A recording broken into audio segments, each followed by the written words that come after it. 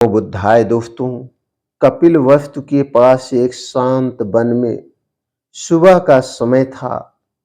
पेड़ों से छनकर आती सूरज की किरणें भूमि को सुनहरा बना रही थी। गौतम बुद्ध अपने शिष्यों के साथ वहीं पे बैठे थे।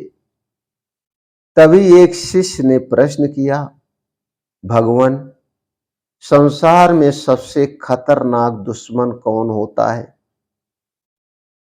बुद्ध मुस्कुराने लगे। मुस्कुराकर बोले, दुश्मन से ज्यादा खतरनाक एक चीज होती है। फिर आश्चर्य से देखने लगे। बुद्ध ने कहा, मित्र। मूर्ख मित्र। शिष्य ने पूछा, भगवान, मित्र कैसे खतरनाक हो सकता है? बुद्ध बोले, यदि तुम्हारा मित्र अज्ञानी है और तुम्हें गलत रास्ते पर ले जाता है तो वह दुश्मन से भी ज्यादा नुकसान कर सकता है। बुद्ध ने अपने शिष्यों को एक कहानी सुनाई। बहुत समय पहले एक राजा था। उसका एक बंदर मित्र था। बंदर। राजा को उस बंदर पर बहुत ज्यादा भरोसा था, घर परिवार से भी ज्यादा। एक दिन राजा सो रहा था और बंदर उसकी रखवाली कर रहा था। तभी एक मक्खी बार बार राजा के चेहरे पर बैठ रही थी। बंदर ने उसे भगाने की कोशिश की, लेकिन मक्खी बार बार वापस आ जाती है। बंदर को बहुत गुस्सा आ गया। उसने तलवार उठाई और सोचा, अगर मक्खी को खत्म कर दूं तो राजा को परेशानी नहीं होगी। जैसे ही मक्खी राजा के माथे पर बैठी, बंदर ने पूरी ताकत से तलवार चला दी। मक्खी तो उड़ गई, लेकिन राजा की जान चली गई।